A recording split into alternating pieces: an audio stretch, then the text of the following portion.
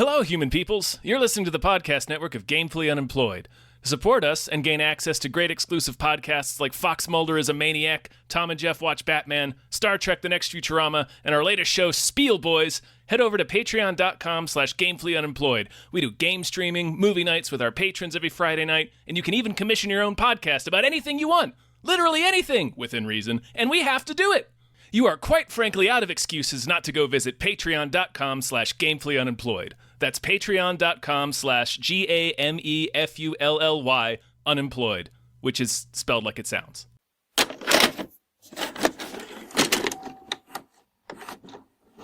Oh, it says David Bell's network bandwidth is low, which means my network bandwidth is also low. That's so stupid.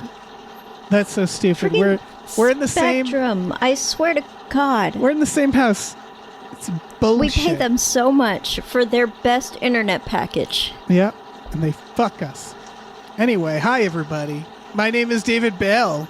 And I'm Hana Michels. I assume filling in for Tom Ryman or just the guest. You could be both. You could be two things. And we just watched Trap. My baby, my balls. I have a baby and balls. What? I was being Tom. Something happening? Don't rat me out. I won't. You know the butcher? The freaking nut job that goes around just chopping people up? Well, the feds or whatever heard that he's gonna be here today, so they set up a trap for him. Hana, thank you so much for being on. Just to start, do you have anything to plug? Any pluggies? Anything going on? Anything you want to tell people about? Sure. Yeah, I guess if you are struggling with a writing project, hit me up through email or through any of my socials, which are just, my coaching socials are different, but they're impossible to find. So my name is just HANAMICHELS. If you message me, I'll find you there too. Yes. Or just yell the name out wherever you are. Yeah. And they will find you. If you're in a Western country, I'm probably the only Hana, so that helps. Probably. It's good with branding. It's good with branding. So yeah, everybody it's check good and that bad. out. Yeah. Because it sounds like Hannah. I mean, everybody fucking calls you Hannah. It's They do. I can don't tell correct how. them. Yeah, I was going to say, every time it happens, I can tell how much you've given up on correcting. And I get it. I mean, if your name was David, you would do the same. Yeah. Oh my God. Can you imagine? Some sick freaks naming me David? Can you imagine those sick freaks? Yes. Yeah. I can imagine those sick freaks very well. Yeah. So, God, they're weird. No offense to the new Transformers that's out in theater. This is a movie that's on streaming. Anybody can watch. It came out in theaters a while ago. M. Night Shyamalan's Trap, which, if people are wondering, like, why cover it? I don't know. We were seeing the trailers for a while. It felt like I've gotten a few people asking if we'd cover it. So, like, I'm sure that new Transformers is fun, but I just felt like people wanted this. They deserve it. They want to hear what we think about M. Night Shyamalan's Trap, starring Josh Hartnett. Hana, what did you think of this movie? Overall, I liked it. I thought it probably should have ended 2/3 of the way through. Yeah. But I enjoyed the big swings it took. Yeah, it's a common... As opposed to... If you'd watched the Transformers movie, first of all, I would not have left the house to watch it with you. And second of all, as much as I love you, and second of all, I don't know how much you would have to say. Yeah, that's the thing. I agree. The Transformers movie is more for kids too. And you know, I don't want to sit in a theater full of kids. This is more interesting. But it seems like, yeah, that's the... And you'd be alone in that theater full of kids. Oh, yeah. As a 40-year-old man. Oh, yeah, like a freak. Possibly in the shirt I bought you with our cats on it. I'd have to. I'd have to wear that. The comment I've seen a lot of common criticism of this movie as being like very weird third act, and I want to get to that because like, yeah, I agree with you. I like this movie. We watched it together as a family twice. We watched it twice. Mm-hmm. We own this movie. The whole family. Kitten loved it. Kitten loved it. Absolutely. It's sort of. I'm like I don't know if the word is conflicted. I'm kind of fascinated by this movie because of what it represents, and that doesn't really reflect my enjoyment of it. So like, there's the fact that it's sort of just a 90s thriller. Like, Hana, have you ever seen Nick of Time? That's not one of the 90s thrillers I've seen. I've definitely seen 90s thrillers, but oh yeah, have you that's not seen one of them. Snake Eyes? Maybe it sounds familiar. We'll have to get you watching Snake Eyes. It's so Nick of Time is a movie that stars Johnny Depp, sadly, but it was a good concept. It's shot, or rather it's presented in real time, and it's just a guy at a convention being told you have to assassinate this politician or we're going to like kill your family. And it's this like, you know, a kind of this ticking clock escape room, single location. Snake Eyes very similar. That's a De Palma film, also about an assassination. And Nicolas Cage plays like a scummy cop trying to solve it. It's all to say that this is all kind of like around those themes, right? Like kind of shitty guy, keeping up like a lie, ticking clock, escaping a single location. So like this really has the makings of just a middle of the road 90s thriller. And I love it for that because we don't have those. Socially updated, I will say. Yeah. Oh, yeah. And I would say thematically updated, too. Narratively updated. Because if people are wondering, if people haven't seen this movie and don't care, I mean, we're going to spoil it. But it's not like necessarily a big twist movie. The general premise is Josh Hartnett is taking his daughter to like a pop show. Lady Raven, who the pop star is played by M. Night Shyamalan's daughter, who is also a singer. And the reveal is that the concert is a trap to get this like notorious serial killer on the loose. And so, and of course in the trailer they reveal Josh Hartnett is the killer. And so we basically, for the first two acts, are watching this like shitty guy that we don't like try to escape this scenario, which is very dumb. M. Night Shyamalan based it off of, do you remember that story where U.S. Marshals told a bunch of fugitives that they won a prize, and the fugitives showed up and they arrested 100 people? It was one of the biggest mass arrests, and it's very funny because, you know, it's kind of on the fugitives for doing that, for showing up to get their prize. It's also like a dick move on the cops.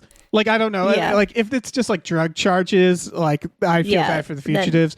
If they're like, me too. If they're like murderers, then I'm like, yeah, that's, you know, whatever. Yeah. Sort of depends. But he based it off. This guy is a murderer. Yes. He based it off that, although I will say this works opposite, and it's kind of dumb, right? Because the idea is, let's put a needle in a haystack. Like, let's find a single guy in a crowd of people. What we learn is that, I mean, granted, they do go out of their way to say most of the attendees of this concert are teenage girls, yes. But still. We also learn that it's an improv. Like, they find a ticket stub at the crime scene, so that's why they're doing it, which makes it a little less dumb. But I would argue, okay, if you know the killer's going to the concert, modern concerts, like, they check IDs, credit cards. Like, you don't have to physically show up at the concert. You could probably check the records, right? You could just put those IDs into a database, see what else comes up, see who matches any of the descriptions of the various people found near the murders. Yeah. Also, it doesn't mean the ticket stub doesn't mean he's going to it. It might mean the victim was. It might mean that's a gift for someone. Exactly. Yeah. Also, his wife and daughter are going. Yeah. Also, do ticket stubs exist anymore? They said receipt. Okay. And it's like part of a receipt, so they don't have his name. So yeah, I guess just check credit card receipts, I guess, and you could boil it down a little bit. I don't know. Well, I mean, if the receipt has the exact seats on it, then yes. I don't know if credit card companies work with cops like that, but it seems like companies have no problem working with cops like that. I don't know. They don't have the exact seats. I know that because they're checking all the seats, but it's silly. It's silly. Also, he does a lot of stuff that I imagine security cameras would pick up in the film.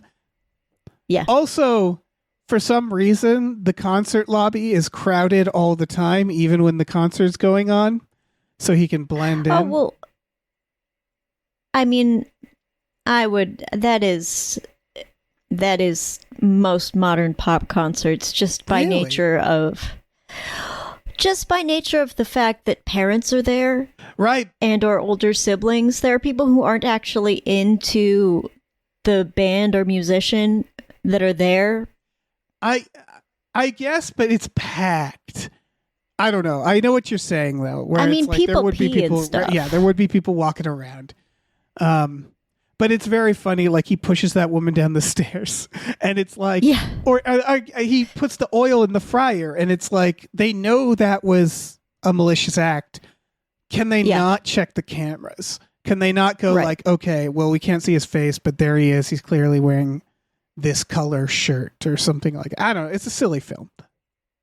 Yeah. But so like for the first, again, I want to say 2 acts, I guess, yeah, of this film, it's like, I don't want to say a game of cat and mouse.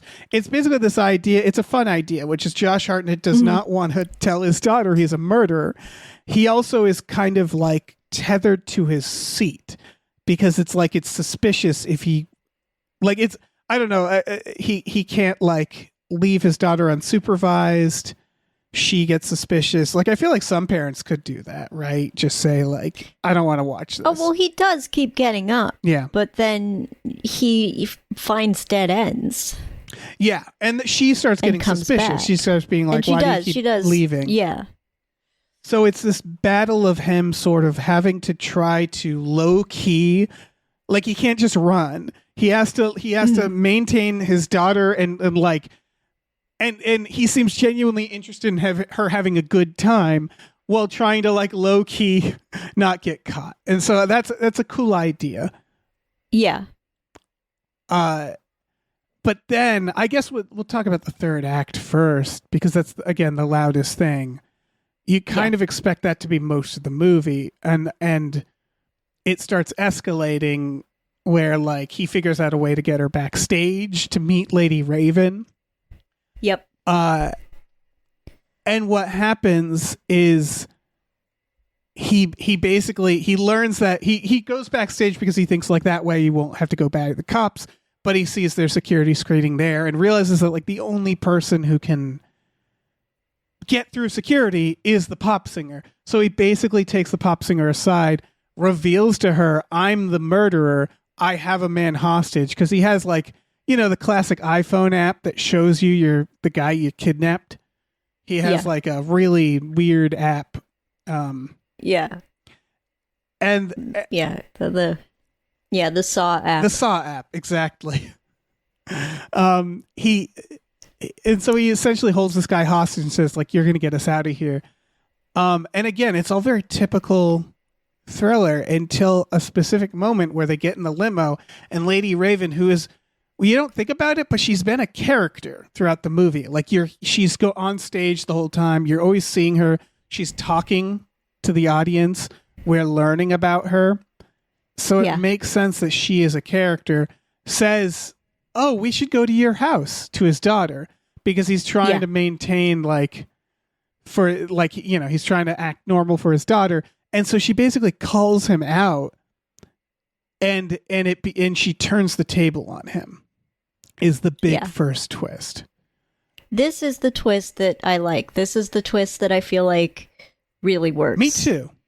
I don't think this is the problem with the movie because I do think, it does have third act problems. but this was like a genuinely cool idea. I do think it's weird, like the idea of her character doing this. She's very calculating from here on in a way that's almost like predatory. Did you? I don't think so, because I think if you're a pop star, you deal with predators daily. I think it's calculated in the way that she has to be calculated every second of her life. That's true. It's defensive. I think they picked the perfect character to do this. Yeah, they really do. There's I'm just thinking of later she like sets up taking his phone, but you're right that like the idea is she's calculated a way where she has to deal with other calculating people is sort of the implication, other liars. There are people constantly trying to take advantage of her. She's in the industry. There are people constantly trying to hurt her. Like, that's just a thing that happens. Yeah. Yeah. I guess that does work. And again, it's a really cool twist because you sort of, it simultaneously takes a character that we have subconsciously grown attached to and made them a major character, and also did like something you don't expect in that movie. And a real person. Yeah.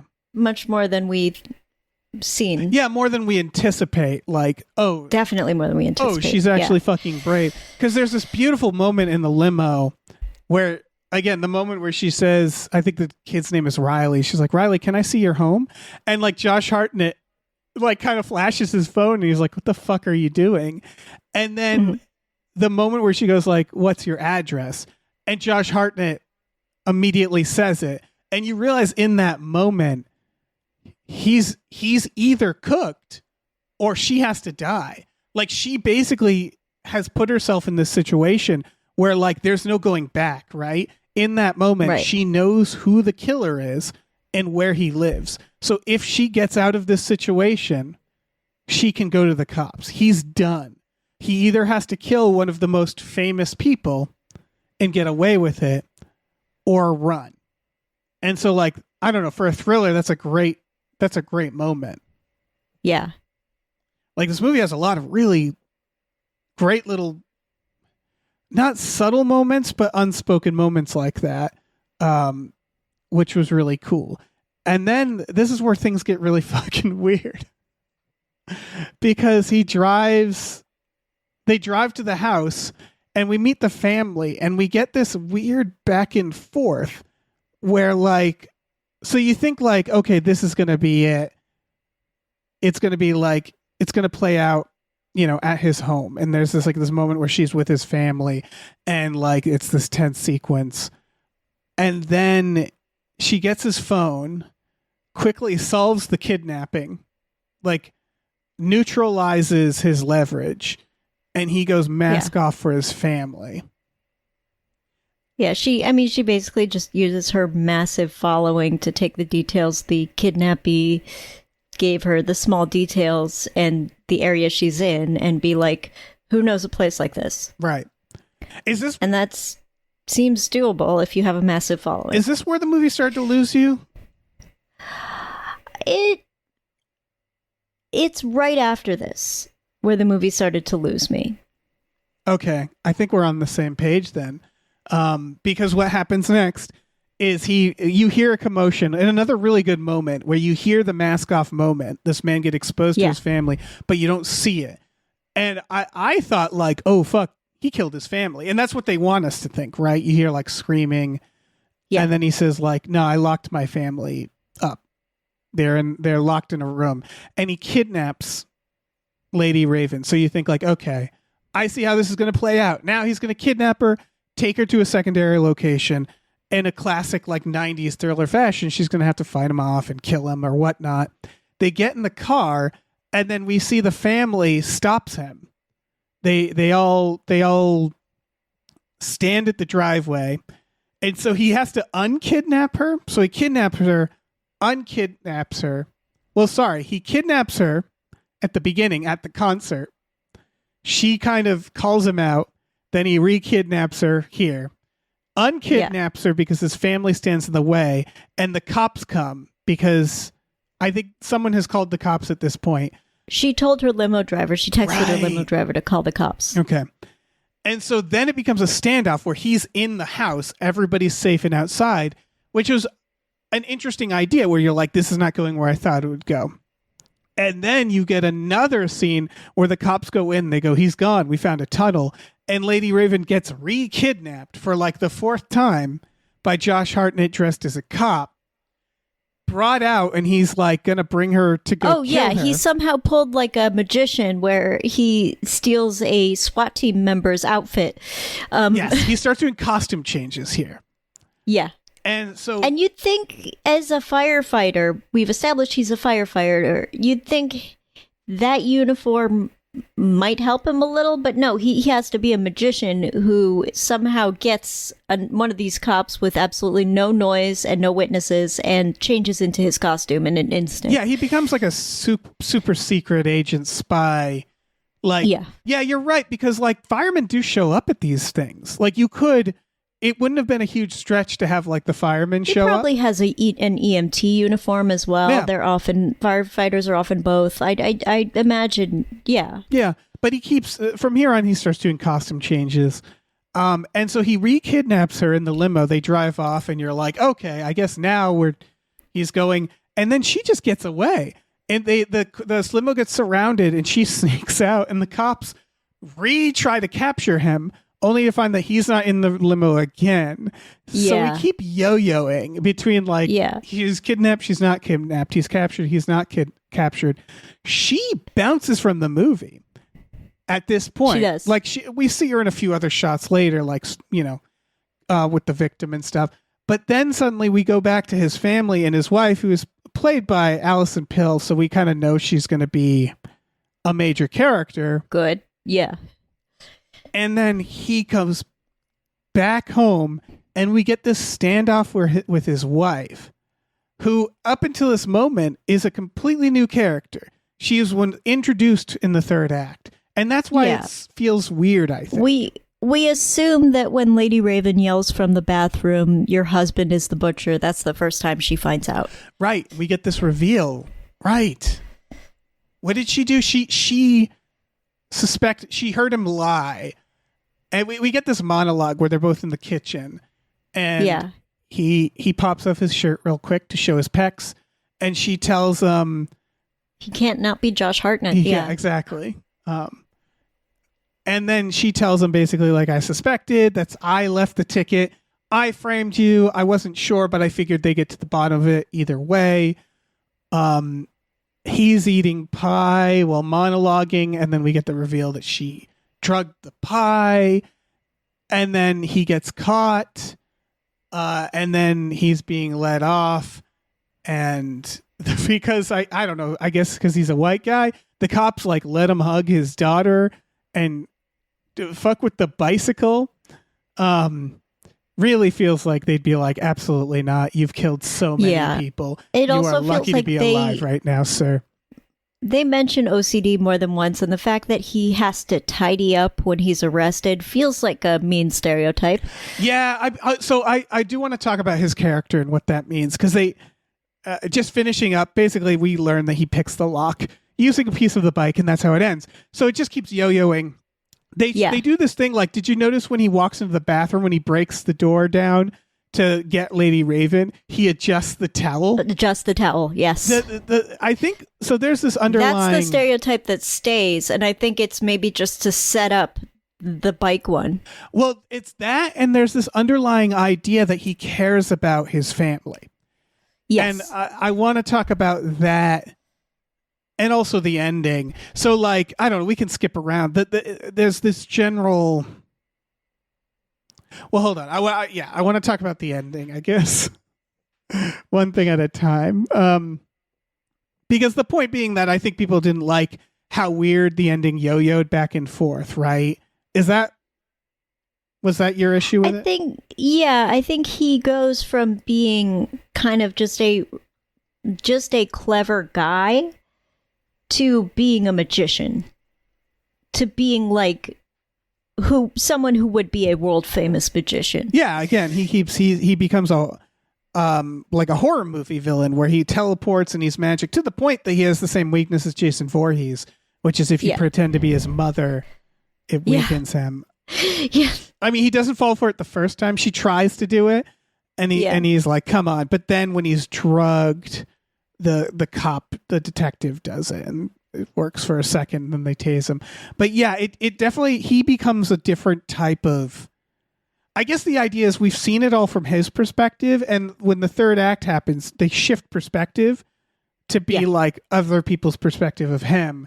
And so, like, I think what they're banking on is they showed how wily he was from his perspective, that we wouldn't mind that he's...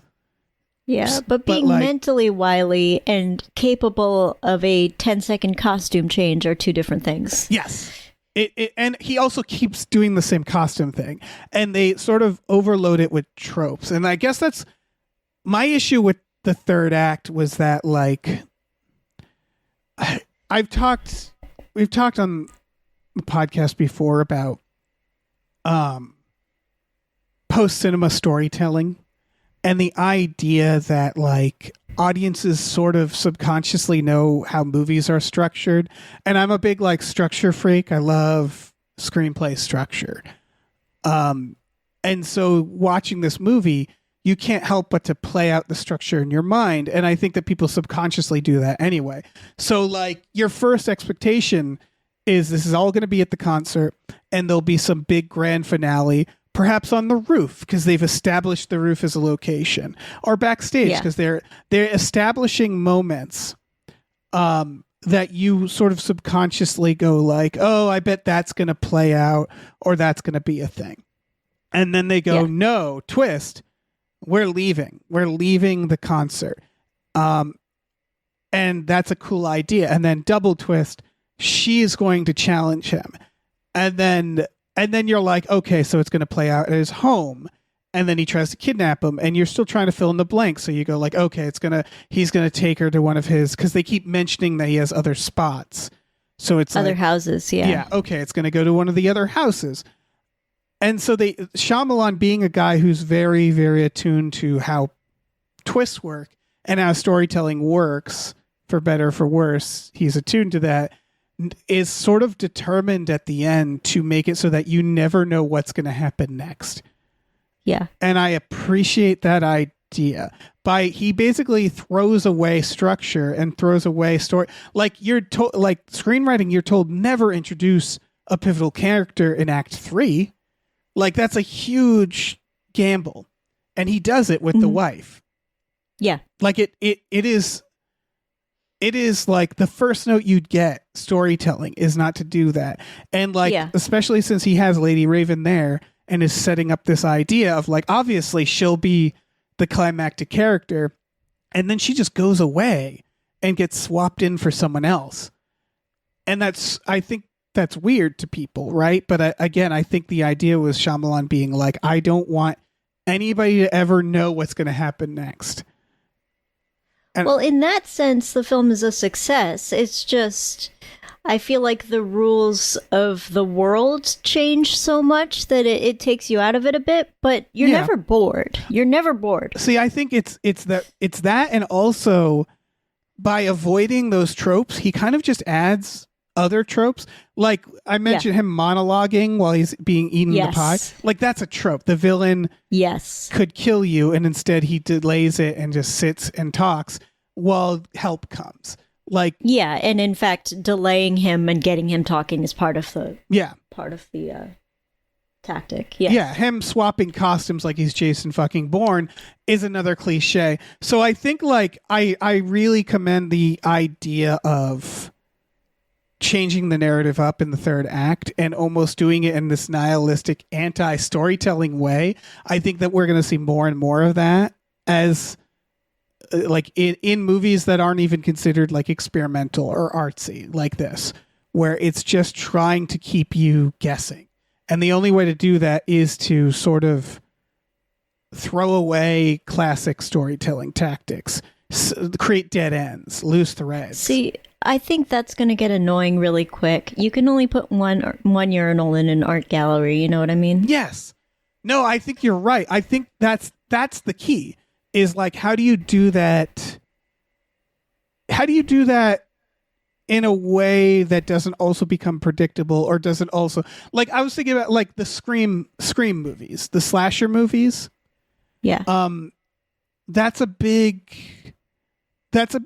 struggle. So you look back at Friday the 13th and they're like, the original one is sort of this whodunit, and then the reveal is like it's this character that's mentioned that you never saw. It's Jason's mother.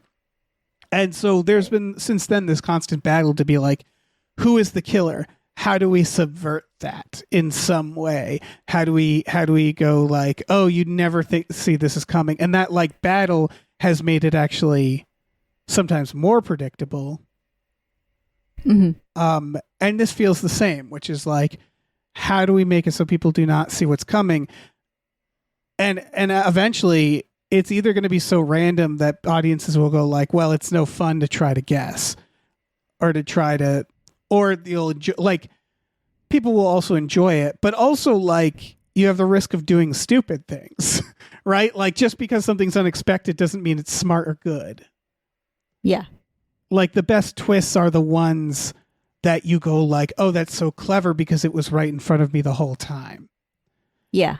And so like just having a non sequitur twist is like, well, that's not clever. That's just whatever, man. Like, you know, it's less fun almost in a way. And the first non sequitur twist worked with the character, I thought. So that's the thing is, I think you're right. Is like that was enough, to be really cool. And then they sort of kept doing it. Yeah, and then it devolves into like the wife and the monologue, and like it just got like weirdly convoluted. And it's very well acted, the moment with the wife. It's a very tension-filled moment. She's great. It just feels a little like it feels off. Yeah, I mean, I know why. I mean, audiences largely liked it. Critics were a little less. But I know largely why someone might not enjoy this film for the third act. I also noticed something this time around that I didn't have a problem with, but I had heard people say this, like my sister said this, that she found it boring. And watching the movie a second time, I sort of get that, because even the first part is, there are multiple sequences where we're just watching a concert happen. Yeah. And it's like, I don't need to watch a concert happen. Yeah. I mean, your sister also has a girl that exact age, so she's had enough. Oh yeah, that's true. She's had enough of those concerts. Yeah. Yeah, and so like, and part of it is, mentioned Lady Raven as M. Night Shyamalan's daughter. It felt like there was a small part of this that was him just doing a demo reel for his daughter of like, look at her sing. Yeah. And to her credit, and she's good. She is. I mean, I will say this. She is playing a character who most of the film is acting. Yeah. She's pretending to be calm and pretending to want to visit her house because she's tricking it. So she's playing a character who is acting. But she is good. Absolutely. You can feel the tension kind of come off of her. Yeah. She is good. But it does feel like that. They're unnecessary amount of songs. Yes. There's even, they seem meta. There's a part where he talks to Lady Raven's uncle, who is played by M. Night Shyamalan. So like, yeah, they're I feel like they're somewhat aware of it. It's funny because it didn't take me out of the movie. Like, again, she's not terrible in it. At least I didn't think so. And she's a perfectly fine singer. So I'm like, you know, it's fine if you want to stick your daughter in this. It didn't ruin it for me. No, I understand if it could ruin it for you, not because of her specifically, but because of you're sick of this in the industry. Yeah, the nepo I can understand that. Of it all, yeah. The only time I got taken out was when Lady Raven turned to the daughter character and said "BRB" and walked away, and I was like, I don't think young cool people say that. Too. I think M. Night Shyamalan says that. Yeah. No, that's I don't think you can write for young people. I don't think anyone says certain internet slang out loud.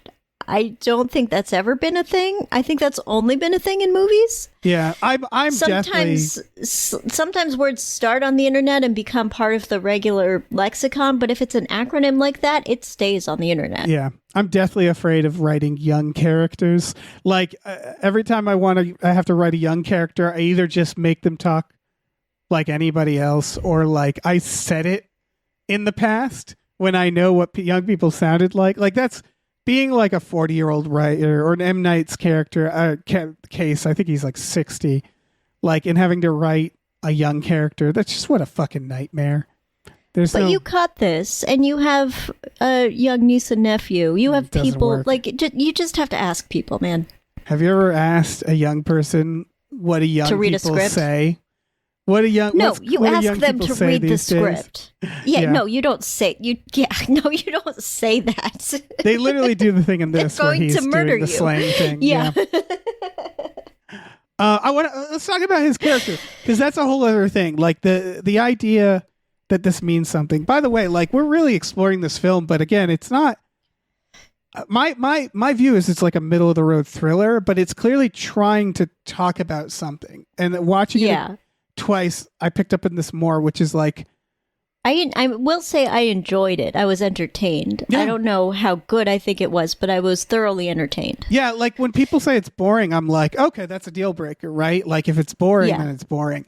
But the fact that it's silly, I don't mind. I like that it took big swings, even if I think a lot of those swings were unnecessary. And I liked I think most of the performances.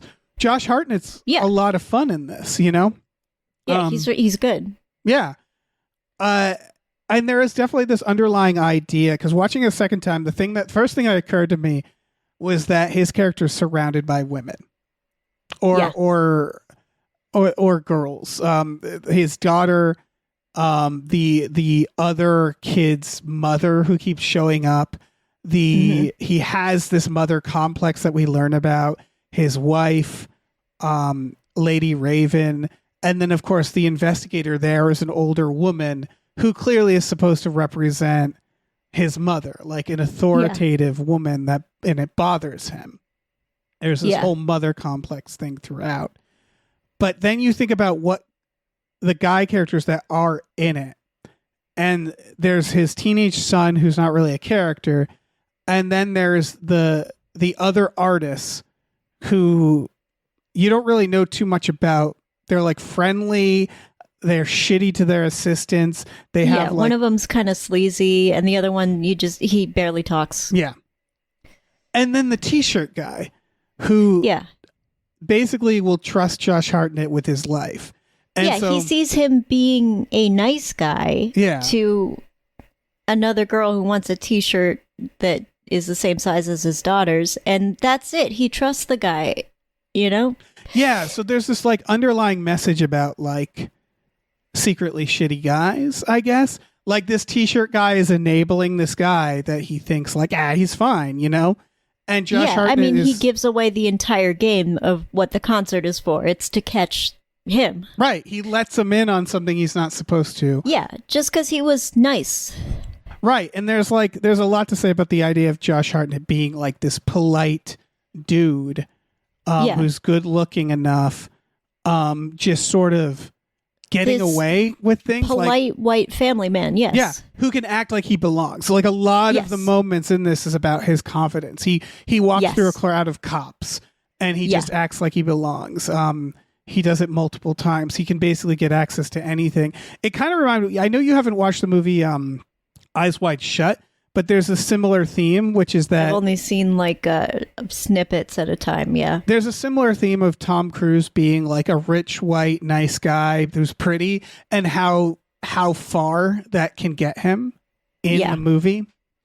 And this is kind of a similar vibe where it's like this guy who's like clearly fucked up, and then of course like just being able to get through anything, and of course the conflict for him, and I don't think it's an accident that it starts from his perspective too, where it treats like, did you notice like it doesn't just start from his perspective, but like when the investigator shows up they do like a musical sting, like they're introducing the villain. Like they're not just presenting it from his perspective, they're portraying it that way. Like, and he knows, like, obviously we're not sympathetic to him, but the movie is making these cues to act like it's sympathetic, which obviously it swaps at the third act. And so like, there's this idea where like, did you get invested in the daughter stuff? Like they do this whole plot that's like it felt like a full house plot where like she is being excluded by her friends and then gets to sing at the concert and her friends are all jealous. Oh, yeah. Oh, I could not give a fuck about that. Right. Because it's middle school shit. But I feel like anyone who's not in middle school, like, we understand what that is, and we understand that it's really important to her, and we understand why it's there. But yeah, no one could give a fuck about middle school shit. Right. But it's also there to show that Josh Hartnett wants his daughter to have a good time. Right? Like, they do this whole thing where it's like, see, he's a good father, though. Right? Like, he's killing people, but he cares for his daughter. Like, he could at any point just tell her daughter, we're going. Or I guess he can't because he can't get out. But you know what I mean? Is like, he could be dismissive. Like, there's the part where he sees the trap door open and he turns to his daughter and goes like, wouldn't it be fun if we went in that trap door? And she's like, no. And he's like, yeah, you're right. He could, if he was a worse father, just jump in that trap door and abandon his daughter, right? So, like, he is trying to be a good dad in this, and they're showing that, and then they show that his daughter has a great time, has the time of her life, and will no doubt be famous. Not for the things she thinks she'll be, but... Oh, not for any reason anyone would want to be, but yeah. But that's all to say that, like, and going back to him adjusting the towel. So there's this idea that he's like, quote unquote, protecting his daughter, protecting his family. And in fact, later he gets mad at his wife for turning him in. And he says like, you've ruined this family, something along those lines. Yeah. And that's really telling, right? Because there's this whole underlying theme of the nice family guy, but I have a family. The protector, the provider. He's a good father. Give him a break. Like, that's what they're talking about, right? It's the ending is a young woman saying, I want to meet your family, going to this guy's house who's guilty and knows he's guilty and exposing him to his family like it's an affair. Like, there's clearly like that whole underlying message of it's just interesting because I think they are specifically trying to show that he's a good father, so that we do have that conflict a little bit. Like, did you ever root for him? Sort of, in a way that like I want to see what he does next. I want to see if it's clever in the first act. Yeah, same. So like, it's just interesting because the movie, again, specifically, I think, is framed to make you root for him. It wants you to root for him. In the beginning. Yeah. And so I think it is sort of trying to show that idea. The idea of I think specifically around shitty guys, specifically around the idea of like learning that like your friend or a celebrity you liked sucks. And you're like, but he's such a nice guy. You're going to hurt his family. Don't ruin it's his about reputation. Compartmentalization and how people are capable of being very different things to different people. Yes. And I think it actually does a very good job at that. I think it's a very interesting story in that, from that perspective of trying to talk about that, I guess. It's just that it then goes fucking buck wild at the end. It does, yeah. Because it does feel like for a longest time, it's sort of like more than just a thriller. Yeah. I mean, it's still just a thriller, but then at the end, it sort of just resigns to like, nah, we're doing 90s thriller. It's fine. And they even like, do you think they're going to make a sequel? I mean, they set it up so they could. Yeah. He's not against making weird sequels. Like, he's not against making secret sequels. We know that. Yeah. He's not against a lot of choices. Did you watch? No, you didn't watch Old. Why would you watch Old? No, I have that weird phobia. Yeah. I wouldn't call it a weird phobia. There's a reason body horror is a genre, Well, right? but it's I have specifically issues around aging because I grew up in a specific part of LA Sure, yeah. as well. You don't where need to see people Old. don't. No, I didn't think I did. It's just, I don't know. But I appreciate that there's, that there are people out willing to take those giant, terrible swings in these times. Yes. And like M. Night Shyamalan, I think his movies have always been about one thing or another or had like underlying messages. Yeah. He's just sort of a fascinating fucking filmmaker for me. Like, he is. It's weird. It's weird, like... Sometimes his choices are amazing and sometimes they're absolutely baffling, but they're never boring. Right. I've gone through such a back and forth with him. Like, you saw The Sixth Sense. You haven't seen that many of his movies, right? You didn't see Unbreakable, I don't think. I don't think I did, no. We're going to have a night. We're going to have to watch a bunch of M. Nights. It's just, I go back and forth with his movies. Yeah. Did you see Signs? Yes. That's another movie where it's a parable, and the parable side is kind of interesting, while the literal of the third act is stupid. Meaning that Signs, for people, I guess spoilers for Signs, 2002 Signs, the ending is the aliens are allergic to water, apparently. But then there's this whole like underlying message about the idea that the aliens are actually demons and the water is actually holy water. And it's a movie about faith and yada, yada, yada.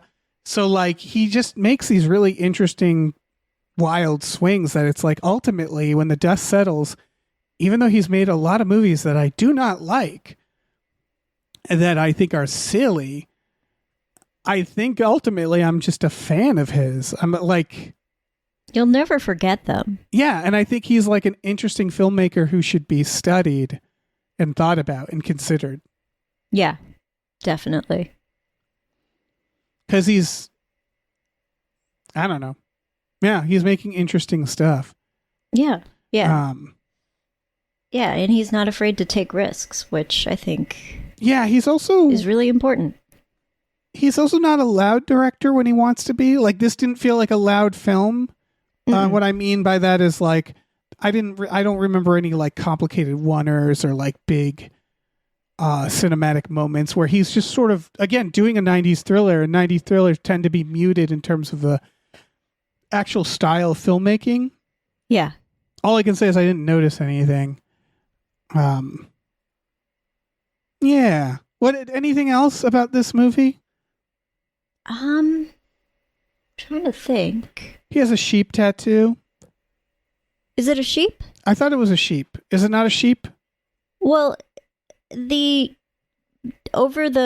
he steals their walkie-talkies at one point, the cops' walkie-talkies, and they say a rabbit or some animal.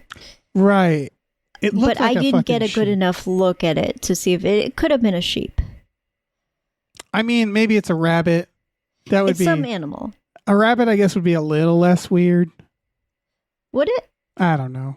It's a dumb tattoo. It's right on his wrist. Yeah, I mean it's. I don't know if that's supposed to be a reference to, like, you've got the mom stuff. I don't know if that's if he just like Matrix. Read the Wikipedia page of organized serial killers and that's just a reference to the fact that they start on animals. I don't know. I don't know. Did you think Alison Pill? I think we talked about this first time we were watching. We were trying to call out what would happen. I assumed Alison Pill was going to be like in on it, and that was the reveal, that she's like, you got us caught, or that she was like secretly. When they're first together in the house after he escapes, and they're first together alone in the house, that's exactly what I thought. Yeah, for me, it was mostly the fact that she's Alison Pill, and she will often play maniacs. And I wonder if that was stunt casting for that reason. Again, I wonder, like, I just wondering how meta he got in trying to make it so that you can't predict what will happen. Because I was genuinely surprised at the fact that she wasn't a villain, because I'm like, Yeah. why else would you cast her? And she doesn't really react to Yes. Lady Raven talking about the butcher. I mean, she kind of does. And you could chalk that up to denial. You could chalk that up to she's in on it. What it ultimately is she kind of already knows that. See, that's a rewatch thing. I'm glad you brought that up, because I had that noted, is that when Lady Raven shows up at the house, she explains to the family, we were catching this serial killer. We found a ticket at the crime scene. Mm-hmm. And when you first watch it, you don't know that Allison Pill planted that ticket. So Yeah. in that scene, she's just supposed to be clueless, happy housewife. And in Yeah. fact, when she's like, can I sing for you? She's like, oh yeah, she's completely on board. What you learn later is that she absolutely, in that moment, is having it confirmed that her husband is a murderer. Yeah. And she plays it so cool. And I don't know if that's a commentary again on the idea of like, to deal with guys like this, you have to be and think like guys like this, and be also like calculating. I don't think so. I think it's a commentary on live in a world with guys like this, you need to be capable of great denial and Right. chill. But Yes. I don't know. There's definitely the denial aspect with the wife, where she's like, didn't want to confront this idea and then finally did.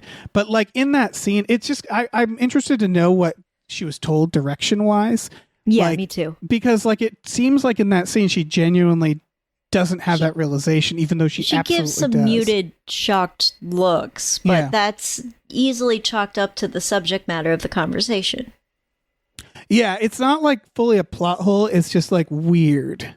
Yeah, it's weird. Yeah. And this movie generally, it's not that it has plot holes. It's just that it has, generally stupid things. Yeah. Again, the cops like letting him fucking fix the bike, and the premise itself, I guess. The pacing is a little weird as well. We discover, I think, way too early what the concert actually is. Yeah. So like, I remember when we first watched it, one of the things I said was like, it ultimately, I don't think would have worked for the movie he was trying to make, but Yeah, it would have you been, wouldn't have had that many twists. You couldn't make room for that stuff. right. But it would have been kind of neat. The scene where he goes to the bathroom and explicitly like looks at his phone and is like, haha, I am the murderer. You didn't even really need that. Nor did you need someone to explain this is a trap necessarily. Like, there's an interesting idea. It almost feels like more of a short film premise of him going to the concert, noticing the cops, and maybe you overhear someone say they're trying to catch the butcher, and just from those contexts, you'd know, oh, he's the butcher. Like, he's clearly the guy, and you'd never need a scene where he goes and looks at his phone and confirms to everybody, like, it is me, I'm the butcher, just from his actions. Some guy trapped in a garage in some house. Right, but that I just am accessing on this weird supervillain app. Right. But they do need him to show that later, I guess. Yeah. And I guess it would have been stupider for him to whip out that app later. Like, yeah, we have to get that used must to be the what it stupid is. app. Yeah. I think that's exactly what it is. All they just need to do is make it like a pet cam app. You know what I mean? Like it I don't know. It's fine. Whatever. It seemed like he could gas the guy from the app is what he says. Yeah. I mean, that could be a bluff, but it's weird. It's silly. Like, I don't know. Maybe someone listening is like, oh no, there's an app you could do that. Treats, so I guess you could put poison in. I think so. I don't know. I think you could wire a pet cam to do this. Like, I honestly think you could. And I know it's silly, but I think it would have been neat to show that. Yeah. But it also, like, who gives a shit? Like, it's fine. Again, it's not a plot hole. It's just like a little silly, I guess. Yeah. Little silly movie. Yeah. But yeah, it's chill.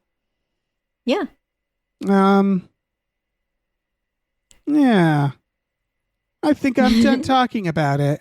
Me too. Fun movie. If people need something to watch on streaming, just like a fun thriller, I guess check this out. If you don't mind kind of a slow burn, it's like the first half is more if you don't mind parts of it being a pop concert because you don't have a middle schooler. Yes. And if you just don't mind it like kind of being a little more stretched out. Because that is the other part about the third act doing what it does, is I remember watching and going like, man, it feels like it's really hard to maintain this idea. And you could tell like the pacing accelerates even more. Right. It's like it has to go somewhere fast. And so like it's hard to imagine a whole film that was just him at this concert trying to like passively avoid cops. So obviously it had to escalate. Yeah. I just think it could have been a little slower at the concert and in terms of his actions, and then we end on the pop star. I think that's the better ending, yeah. But I don't know. I mean, I could be wrong. That could be boring. I don't know. Yeah, it did feel, this movie is an hour 45, and every time I remember it, I remember it as being like 2.5 hours. And I think that's part of the structure, where it's that you hit the third act and then it just keeps going.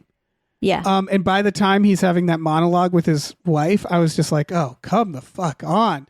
Just end. Because they keep having these false endings, and then he gets away. And then he gets away again. So like, I think that you can still have that like cool narrative idea. Well, kind of wrapping it up faster. Yeah, and I think that you could have those moments of him narrowly escaping in the stadium. You could have more of those in the stadium as we discover what's going on exactly. Yeah. But that would be I don't know if you could toe that line. That's walking a tightrope. Well, I don't know if that's possible. I do. So I think to some extent, because you could have him kidnap the pop star and that become a thing in the stadium and her calling him out. But I do think it was more interesting to end at his house. Oh, definitely. Oh, no, I like the ending at his house. I think there was more to do at the stadium. You could have, although this is also funded. He funded this movie himself. So there might have also been budget reasons. Yeah. Yeah. I mean, there weren't a lot of settings for sure. Yeah. Also, the ending is basically on the roads. stadium, I thought might be a mall on the west side of LA. It was I'm shot pretty in sure this was Ontario. shot. Oh, in Ontario. Yep. Yeah, that's where everything is shot. Yes. So I'm sure the exteriors were shot in Philly, I want to say, because that's where M. Night likes to I mean, set his movies. Point is, it was a mall Yes. that looks like a lot of other malls. I agree. That was a mall. All right. Well, thank you. Thank you so much for talking about Trap with me. Yeah, thank you for talking about Trapped with me. I'm so our cat excited. Loved it. Yes. And I'm so excited to show you the full M. Night Shyamalan collection, which I've seen some of them. Yeah. I want to show you, what's the one with the parents? People know. Which People parents? know. He made a found footage movie about kids going to visit their grandparents. And I forget what it's called, but that's another one that does some interesting narrative things and is also kind of weird. And, that's a different podcast. But for now, Hana, thank you. Do you want to plug Thank some you. stuff right here at the end? I don't know if I have any projects to plug right now. I just have some stuff on hold. But yeah, you could find my socials at HANAMICHELS. That's basically where I am everywhere. That's true. Yeah. What about you? Do you have anything to plug on your own network? Thank you for asking. Well, if people are interested, they can go to our Patreon, patreon.com/gamefullyunemployed. We have exclusive podcasts on there like Tom and Jeff Watch Batman, Fox Mulder is a Maniac, Star Trek Next Futurama, Spiel Boys. Gamefullyunemployed.com gets you to our merch store. We have t-shirts and mugs and stickers. We watch movies every Friday night with our patrons. That's another tier you can check out. And it's fun. We won't not watch this movie. This seems like a movie we perhaps would watch. So, It does. yeah. So that's what you can expect. It's fun. We're real zany. Real zany folk. You're sometimes there, being zany with us. Sometimes. You're so, yeah. It's zany. Hey, listen, our music is produced by Chris Corlew. You can find him on twitter.com as the Corlew, or go to shipwreckedsailor.bandcamp.com. Our channel artwork is produced by Michael Vincent Bramley. For more of his work, go to mvbramley.art. Our episode artwork is by Justin Brown, available on Twitter as Justin T. Brown or at artnessbyjustinbrown.com.